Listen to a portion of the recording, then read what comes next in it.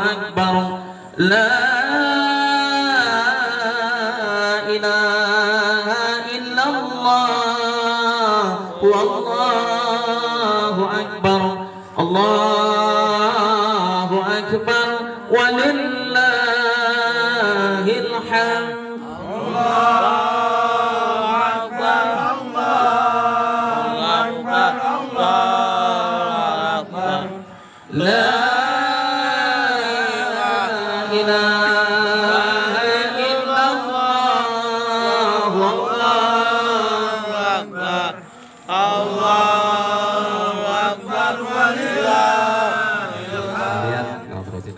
Malam hari ini adalah malam Idul Adha, malam takbiran Pak RT ya. Malam ini terasa adem Pak Galih. Adem nggak Pak Galih? Ada kipas baru. Alhamdulillah. Mudah-mudahan pahalanya mengalir kepada almarhumah. Dan yang lebih ngademin lagi, saya tadi dengar sambutan dari Sohibul Bait Bapak Hasan. Saya belum pernah mendengar beliau bicara. Tadi bicara adem rasanya. Ya, mudah-mudahan bisa mengademkan kita semua ya. Bapak hadirin sekalian, malam hari ini malam takbiran, maka alangkah baiknya lebih afdal lagi pertemuan kita buka dengan kita sama-sama melantunkan kalimat takbir yang insya Allah saya minta karena Allah pada Ustadz Yaya untuk memimpin takbiran ini, karena ini malam takbiran Pak. Acara ini malam yang ke-7 Pak Hasan ya, jadi bukan seperti malam-malam biasa nih, bukan seperti malam kedua, ketiga, keempat sampai ke-6, bukan. Ini malam takbiran, jadi kita tahlilnya ini bisa sampai pagi ya, karena sambil takbiran. Sanggup Pak? Sanggup nggak Pak? Bapak sanggup, saya nggak sanggup. Ya, mari kita dengarkan dan kita ikuti bersama takbir yang akan dipimpin oleh Ustaz Yaya. Itu adalah takbir mursal. Artinya Bapak boleh takbiran kapan saja, di mana saja, dengan waktu dari mulai terbenam matahari tadi sore di malam 10 Zulhijjah sampai dengan besok ketika imam mau naik mimbar. Jadi Bapak boleh takbiran di mana saja, mau di rumah, di kendaraan, di sekolah, di mana saja, silahkan takbiran. Itu namanya takbir mursal. Tidak mengenal tempat, tidak mengenal waktu, tidak mengenal tempat, tapi waktu harus, yaitu mulai dari terbenam matahari sampai nanti khatib naik mimbar. Itu namanya takbir mursal. Lalu yang kedua takbir muqayyad. Takbir muqayyad itu takbir yang dilaksanakan pada setiap kita selesai melaksanakan sholat fardu, dimulai dari tadi ba'da maghrib sampai dengan nanti asar menjelang maghrib di tanggal 13 Zulhijjah. Berarti tanggal 13 Zulhijjah itu bertepatan dengan hari Senin. Hari Senin asar menjelang maghrib, maka berakhir sudah takbir muqayyadnya. Setelah itu jangan takbiran lagi. Apa haram hukumnya Pak Ustadz? Bukan haram, karena ulama tidak menetapkan ya orang yang takbiran di luar waktu-waktu tersebut sampai kepada hukum haram, tetapi tidak pada tempatnya. Ya, kalau untuk zikir silakan zikir dengan kalimat Allahu Akbar, zikir silakan. Tapi kalau kalimat yang sudah diatur oleh Nabi, ditata oleh Nabi sebagai takbiran, itu ada waktunya yang sudah saya sebutkan tadi. Yang pertama takbir mursal, yang kedua takbir muqayyad. Dan besok pagi insya Allah sekalian ada izin dari pemerintah, kita boleh melaksanakan sholat Idul Adha. Silakan datangi tempat-tempat sholat Idul Adha yang telah ditentukan di wilayah Bapak masing-masing. Tapi saya pesan jangan lupa perhatikan protokol kesehatan, bawa masker jangan lupa, dan bawa sejadah sendiri. Dan ibarat orang makan Bapak sekalian, jadi kalau Bapak makan itu yang utamanya itu apa? Nasi yang utama Ustadz ya. Kalau di di hari raya Id mungkin yang utama apa itu? Ketupat. Tapi kalau Bapak makan ketupat saja atau Bapak makan nasi saja tanpa lauk-lauknya, itu kurang berkesan makannya Pak. Bahkan anak kita mungkin nagih kalau di rumah, mah masa makan makan nasi doang, pakai ketupat doang, pasti minta lauknya. Nah demikian juga pelaksanaan sholat id, kalau bapak tidak ikuti, tidak sertai dengan sunnah-sunnah yang lain, ibarat bapak itu makan hanya makan nasi atau makan ketupat saja.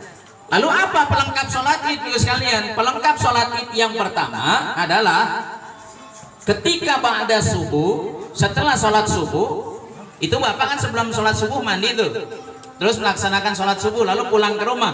Nah sebelum berangkat bapak ke tempat pelaksanaan sholat id disunahkan untuk mandi kembali, disunahkan untuk mandi kembali, namanya mandi sunnah.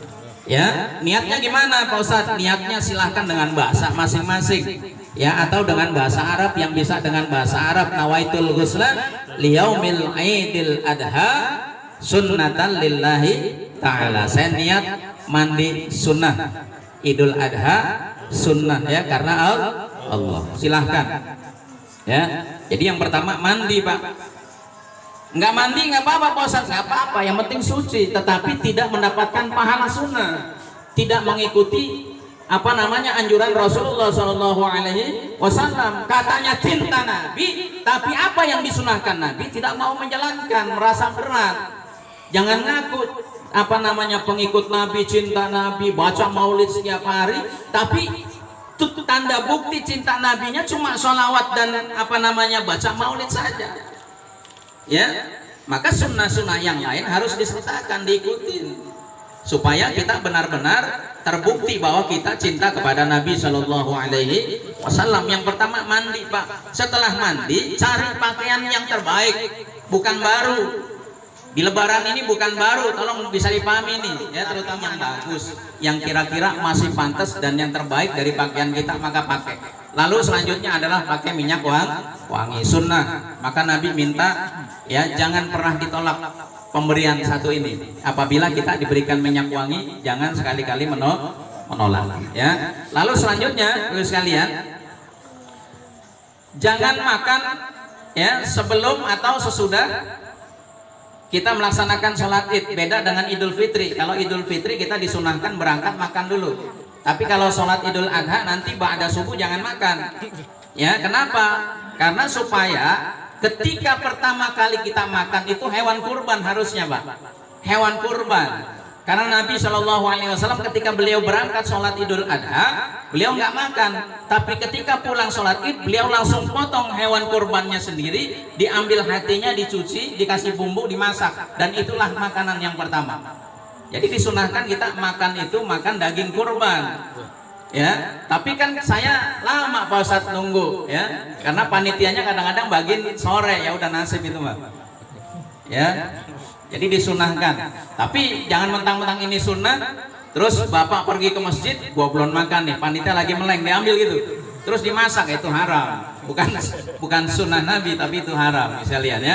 Jadi jangan makan besok sebelum apa namanya sampai kita melaksanakan sholat Idul Adha. Setelah pulang silakan makan sekenyang-kenyangnya, sebanyak-banyaknya, tapi ingat tetangga misalnya, ya. Lalu selanjutnya sekalian, ketika kita pergi dari rumah sampai dengan tempat pelaksanaan sholat Idul Adha, hendaknya berangkat dan pulang dengan jalan yang berbeda. Kalau warga RT 09 pintunya hanya satu sebelah sana Pak RT, ya. Di sana dibuka nggak? Dibuka. Nah, jadi bapak berangkat boleh nih diatur, berangkat lewat sini, pulang lewat sana.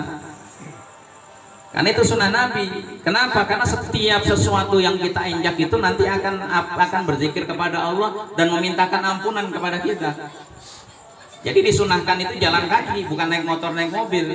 Jadi silahkan berangkat lewat sini, pulang muter Kalibusa ke Geraha, ya, terus apa namanya sampai Tambun, balik sini Pak, jalan kaki. Sampai sini orang pada makan daging kurban, di jalan yang lain.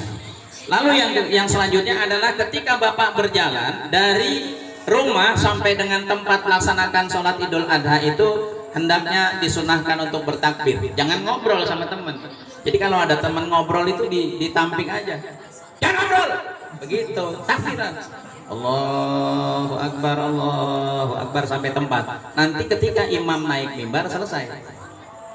Jadi jangan ngobrol. Kadang-kadang kita ngobrol bercanda di jalan, main ubur-uburan. Pak Gali aja udah tua begitu kan. Kejar-kejaran sama teman PRT itu. Ya. Gandengan tangan sambil takbiran. Ingatkan sama teman, yuk kita takbiran ya Allah dari sini. Kalau perlu diatur. Ayo baris semua warga RT 09. Satu gang nih. Pintu tutup dulu, jangan ada yang keluar, baris. Nah, kita takbiran sama Allahu Akbar, Allah sampai tempat. Jangan ngobrol lagi. Jangan ngobrol lagi ya. Tapi kita terus takbiran sampai kapan? Sampai imam naik mimbar sekalian. Nah, itu sunnah-sunnahnya Pak. Silahkan diingat, dilaksanakan ya, supaya kita mendapat pahala sunnah dari Allah Subhanahu wa taala. Dan tentang pelaksanaan kurban, kapan potong hewan kurban kemarin sudah saya jelaskan. Besok kan bertepatan dengan hari Jumat Pak sekalian. Ya, bertepatan dengan hari Jumat, maka jangan dipaksa besok motong kurbannya hari Jumat, karena kita dikasih waktu yaitu dari tanggal 10 sampai dengan tanggal 13 Zulhijjah sampai hari Senin ya. Maka jangan dipaksakan besok, karena besok berbenturan dengan sholat Jumat ya. Lebih baik Sabtu, Minggu, Senin boleh, silakan potong, tuh waktunya luas ya. Nah gitu. Lalu hukumnya gimana Pak? Besok kan Jumatan Pak Ustaz, kita setelah sholat Id Jumatan juga enggak ya? Ada dua pendapat. Pendapat yang pertama, kalau sudah sholat Id jangan sholat Jumat. Pendapat yang pertama. Lalu pendapat yang kedua, tetap laksanakan sholat Jumat sekalipun sudah melaksanakan sholat Id. Tapi yang kuat jumhurul ulama, mayoritas ulama berpendapat bahwa tetap dilaksanakan sholat Jumat sekalipun telah melaksanakan sholat Idul Adha. Pendapat Imam Asy-Syafi'i ada catatannya sekalian. Kalau memang warga tersebut jauh dari masjid, misalnya jalan kaki ya sepanjang 10 km. Nah, kalau dulu kan di zaman Nabi Shallallahu Alaihi Wasallam masjid hanya ada di Madinah dan Makkah Al-Mukarramah. Nah, ketika Nabi melaksanakan sholat Id di Madinah, ada suku Badui yang rumahnya jauh. Ya, saya tetap melaksanakan sholat Jumat enggak ya Rasulullah? Karena kalau saya pulang sampai rumah sudah siang dan kembali lagi sampai situ sore, perjalanan jauh. Dan di perjalanan itu banyak aral melintangnya, banyak binatang buas. Bagaimana ya Rasulullah? Kamu nggak usah sholat Jumat, udah di rumah diganti sholat zuhur. Lah kalau kita di Tambun Pak, ini banyak masjid, situ masjid, tempat sholat Id banyak. Ya, masa kita berjalan sampai Barul Ulum sampai sore? Ya kan nggak mungkin. Maka tetap Bapak yang ada di wilayah ini pribumi, ya tetap setelah sholat Id nanti masuk sholat Jumat, Jumat. Jalan sekalian ya, itu sedikit ya pengetahuan tentang pelaksanaan sholat Jumat di hari raya Idul Adha. Yang terakhir sekalian, tadi di awal sudah saya buka dengan satu ayat, Alladzi khalaqal mauta wal hayata liyabluwakum ayyukum ahsanu amala wa huwal azizul ghafur. Jadi kita yang duduk di sini Pak, kita yang duduk di sini diminta oleh Allah untuk berlomba Pak Dada. Bukan berlomba untuk memperbanyak harta, bukan memperbanyak rupiah, bukan memperbanyak mobil motor, bukan. Alladzi khalaqal mauta wal hayata liyabluwakum ayyukum ahsanu amala. Allah yang menjadikan hidup, Allah yang menjadikan mati, supaya kami lihat siapa di antara kalian yang paling banyak amalnya. Jadi warga teman-teman di RT 9 ini, kita berkumpul dalam satu RT ini bukan untuk saling berlomba memperbanyak harta, bukan Pak RT. Tapi nanti pada akhirnya ditentukan adalah memperbanyak amal. Dari sekarang Pak, kalau malam hari ini di hari ke-7 kita diingatkan kembali, kalau 7 hari kemarin bahwa Allah sudah mengambil ibunda tercinta kita, telah mewafatkan ibunda tercinta kita, yaitu ibunda Zuhriyah.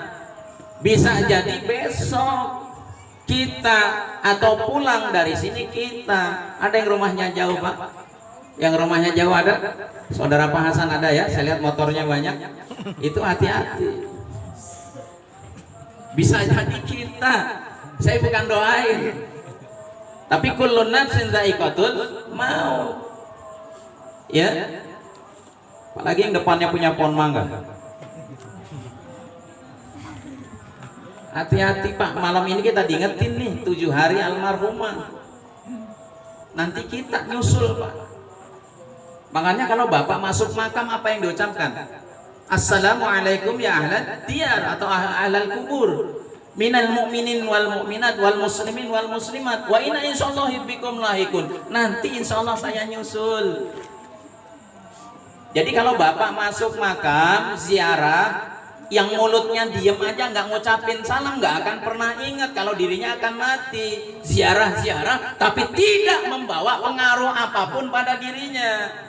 Bawa kembang ke makam, bawa buku Yasin ke makam, bawa, tapi tidak pernah ingat bahwa dia pun nanti akan menyusul ya orang-orang yang di dalam kubur. Maka ucapkan itu sunnah Nabi, supaya apa? Yang pertama, kita benar-benar mengucapkan salam, mendoakan kepada ahli kubur. Yang kedua, buat kembalinya kepada kita, ngingetin kita kalau kita juga nanti akan mati. Enggak Pak, yang orang tertipu dengan investasi bodoh banyak, yang stres banyak Pak. Dijanjikan apa itu? Dijanjikan apa?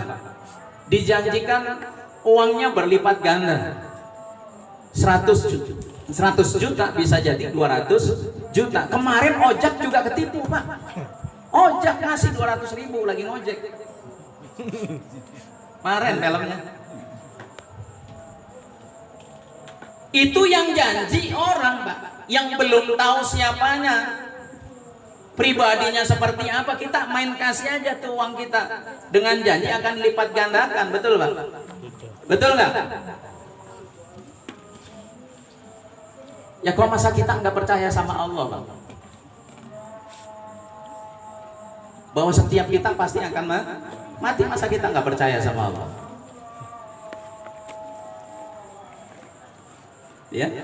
Jadi kalau hari ini kita duduk, nanti besok rumah kita didudukin orang Pak. Maka udah terjadi sunatullah tuh. Kalau Bapak pengen banyak didoain orang, sering-sering datang takziah, doain, nanti Bapak akan didoakan, banyak didatengin orang. Paham ya sekalian ya? Jadi nggak heran lagi kalau ada saudara kita yang wafat. Kalau hari ini Bapak duduk, nanti insya Allah nanti banyak yang duduk di rumah Bapak ikut doa. Amin ya robbal. Saya doain Pak, mudah-mudahan arwahnya segera diangkat oleh Allah Subhanahu Wa Taala. Amin. Cepat mati, amin. Saya doain mati, amin. Ya sekalian ya. Nah suatu kali Nabi Shallallahu Alaihi Wasallam, Nabi Pak, berdiri di pinggir jalan bersama dengan para sahabat Nabi. Ya, ana Rasulullah sallallahu alaihi wasallam muru alaihi bi janazatin. Sesungguhnya Rasulullah sallallahu alaihi wasallam itu berdiri bersama dengan para sahabat di pinggir jalan, muru alaihi bi janazatin. Pada saat itu telah lewat, ya telah lewat satu jenazah. Kok jenazah bisa lewat? Ya digotong maksudnya. Jenazah itu digotong lewat di hadapan Rasulullah. Faqala, maka setelah Rasulullah melihat usungan jenazah, beliau mengucapkan mustari wa mustara minhu. Mustari wa mustara minhu. Sahabat bertanya, ya Rasulullah, mal mustari wal mustara minhu? Apa itu mustari atau mustaroh minhu, apa itu ya Rasulullah? Faqala, maka Nabi menjawab, mustarih itu adalah abdul mu'min yastarih min nasabid dunya. Yang dimaksud dengan mustarih adalah orang yang beristirahat dari kelelahannya dunia, dari kesulitannya dunia. Semasa hidup dia banyak ibadah kepada Allah Subhanahu Wa Taala, tidak pernah meninggalkan zikir, aktif datang ke majelis taklim, aktif datang ke majelis zikir, sehingga dia merasakan lelah melakukan ibadah kepada Allah, dan kematiannya dianggap oleh Allah itu sebagai istirahat. Kematiannya sebagai istirahat, itu bahasa Arab. Kalau bahasa Malaysia apa itu? Rehat, ya istirahat juga. Ya. Jadi yang pertama nih Pak, kita yang kumpul di sini akan dibagi menjadi dua nanti pada saat mati. Bapak tinggal pilih malam ini mau tempatnya yang mana. Yang pertama mustarih, orang yang beristirahat. Saya jelaskan lagi, beristirahat setelah lelah melaksanakan segala apa yang diperintah oleh Allah dan apa yang dilarang oleh Allah. Dia benar-benar menjadikan hidupnya untuk menghamba, mengabdi kepada Allah, tidak pernah meninggalkan kewajibannya. Apapun yang ditekankan kepada dia dari Allah dilaksanakan. Sholat duha nggak pernah ketinggalan, sholat tahajud nggak pernah ketinggalan, sodako setiap hari, silaturahim terus jalan. Maka dia merasa lelah. Ketika wafat, ya, dia dianggap orang yang beristirahat. Lalu apa yang disebut dengan mustarah minhu? Mustarah minhu yaitu orang ketika dia mati justru orang lain yang beristirahat dengan kematiannya. Bukan dia yang istirahat, tapi orang lain. Kenapa? Karena orang lain merasa gembira. Selama hidupnya dia ini selalu nyusahin orang, Pak, selalu bikin masalah nih. Di wilayah kita selalu bikin masalah, selalu ada aja pergolakan dari dia, kontroversi dari dia. Hidupnya selalu bikin masalah. Maka ketika dia mati, orang bukan menangis, justru malah bergembira dengan kematian dia. Bahkan bukan innalillahi yang diucapkan oleh orang, tapi alhamdulillah. Mau Pak seperti itu? Bapak silakan pilih mau di mana itu. Mau jadi mustari atau mustarah minhu. Ya. Maka berkumpulnya kita di sini dalam rangka kita ingin menjadikan diri kita ini sebagai mustari. Orang yang nanti pada saat kita mati, kita benar-benar diistirahatkan oleh Allah.